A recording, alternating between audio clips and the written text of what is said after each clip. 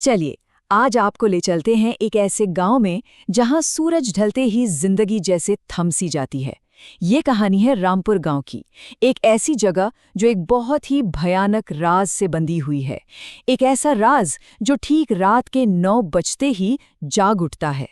तो सोचने वाली बात यह है कि आखिर रामपुर गांव में ऐसा क्या होता है कि रात 9 बजे के बाद सारे दरवाजे बंद हो जाते हैं। ऐसा कौन है जो अंधेरे में दस्तक देता है, जिसे अंदर आने देने की हिम्मत कोई नहीं करता। इस पूरी कहानी की जड़ में है एक नियम, एक ऐसा अजीब नियम जिसे तोड़ने की कोई सोच भी नहीं सकता, क्योंकि इस गांव में उस नियम को तोड़ने की कीमत जान देकर चुकानी पड़ती है। जैसे ही घड़ी 9 बजाती है, पूरे गांव में एक घंटी गूंज उठती है। ये सिर्फ समय बताने वाली घंटी नहीं है, ये एक चेतावनी है। गांव के जो सरपंच हैं विक्रम सिंह, वो खुद इस बात को पक्का करते हैं कि हर एक इंसान अपने घर के अंदर हो, कोई भी बाहर नहीं रहना चाहिए, एक भी नहीं। और यहीं से कहानी में एक असली टकराव देखने को मिलता है। एक तरफ है सरपंच का बेटा आर्यन, जो बड़ी मासूमियत से पूछता है, पापा, हम दरवाजे पर ये नमक की लकीर क्यों बनाते हैं? और दूसरी तरफ है गांव का चाय वाला, जो इन सब बातों को बकवास कहकर उड़ा देता है। विश्वास और अविश्वास की यही लड़ाई इस गांव का भविष्य तय करने वाली थी। तो रात के 9 बज चुके हैं। गांव पर एक अजीब सा डरावना सन्नाटा पसर जाता है, और इसी खामोशी के बीच एक दस्तक होती है जो सब कुछ बदल कर रख देती है। आर्यन अपने कमरे में अकेला था, बिल्कुल शांत माहौल था, और तभी उसकी खिड़की पर कोई खटखटाता है। आवाज सुनकर उसकी तो जैसे सांस ही रुक जाती है। ये उसके दोस्त अनिल की आवाज थी, वही अनिल जो करीब 1 महीने पहले अचानक कहीं गायब हो गया था।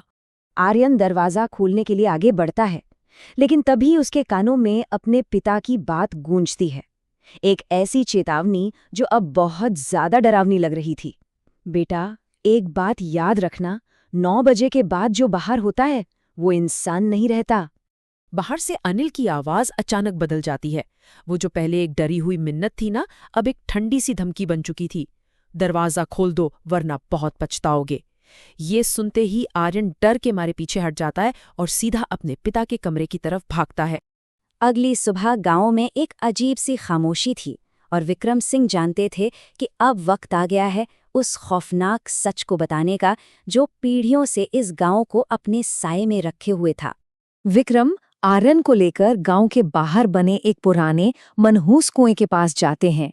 वो बताते हैं कि 50 साल पहले अनिल नाम का एक छोटा बच्चा इसी कुएं में गिर गया था। वो चिल्लाता रहा, पर किसी ने उसकी मदद नहीं की। उस बच्चे की मां ने मरते मरते गांव को श्राप दिया कि हर 50 साल में इस गांव का एक बच्चा उस आत्मा का साथी बनेगा। तो फिर ये नमक की लकीर का क्या मतलब है? देखिए, ये एक तरह का सुरक्षा कवच है, एक पवित्र रेखा जो बुरी आत्माओं को घर से बाहर रखती है। लेकिन इसकी एक बहुत बड़ी कमजोरी है। अगर घर के अंदर से कोई अपनी मर्जी से दरवाजा खोल दे तो ये नमक की लकीर भी किसी काम नहीं आती। अब कहानी का रुख उस एक इंसान की तरफ मुड़ता है जिसने इन सब बातों का मजाक उड़ाया था, चाय वाला रमेश। ये हिस्सा हमें बताता है कि कभी-कभी अविश्वास की कीमत कितनी भारी पड़ सकती है। उस रात रमेश नशे में था। गांव के नियम, सरपंच की चेतावनी, वो इन सब पर हंस रहा था। उसने अपने दरवाजे पर नमक की लकीर भी नहीं बनाई। उसे पूरा यकीन था कि ये सब बस अंधविश्वास है और कुछ नहीं। और तभी उसके दरवाजे पर एक दस्तक हुई, और एक ऐसी आवाज आई जिसे सुनने के लिए वो 10 साल से तड़प रहा था। ये उसकी बेटी रिया की आवाज थी, जिसकी 10 साल पहले मौत हो चुकी थी। बेटी के प्यार में, नशे में रमेश सब कुछ भूल गया। उसने झटके से दरवाजा खोल दिया, पर सामने कोई नहीं था, सिर्फ घना अंधेरा। और इससे पहले कि वो कुछ समझ पाता, उसी अंधेरे से न जाने कितने हाथों ने उसे अंदर खींच लिया।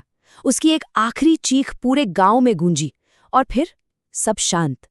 रमेश की उस खौफनाक मौत के बाद विक्रम सिंह समझ गए कि अब सिर्फ डर कर छिपने से काम नहीं चलेगा। इस श्राप को अगर खत्म करना है तो इसकी जड़ में जाना ही होगा, अतीत का सामना करना ही होगा। विक्रम ने एक बहुत ही खतरनाक प्लान बनाया। वो खुद उस श्रापित कुएं में उतरेंगे आत्मा का सामना करने। लेकिन उनके पास वक्त बहुत कम था। उन्होंने आर्यन को एक बहुत ही सख्त हिदायत दी, अगर मैं ठीक 9 बजे तक ऊपर ना आऊं तो ये रस्सी काट देना।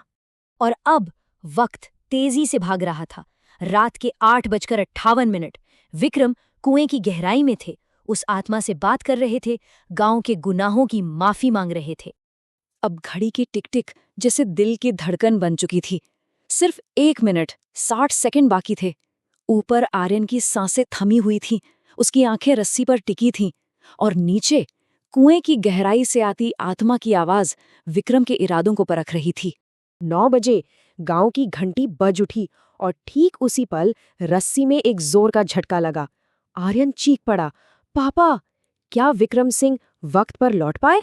उस एक रात ने गांव की तकदीर हमेशा के लिए बदल दी। विक्रम सिंह ने जो किया उससे एक बड़ा बदलाव तो आया, लेकिन कुछ सवाल हमेशा के लिए उस अंधेरे कुएं में ही दफन हो गए। उस रात के बाद रामपुर गांव सच में बदल गया। श्राप खत्म हो चुका था। अब 9 बजे का सन्नाटा डलावना नहीं लगता, बल्कि उसमें एक शांति है।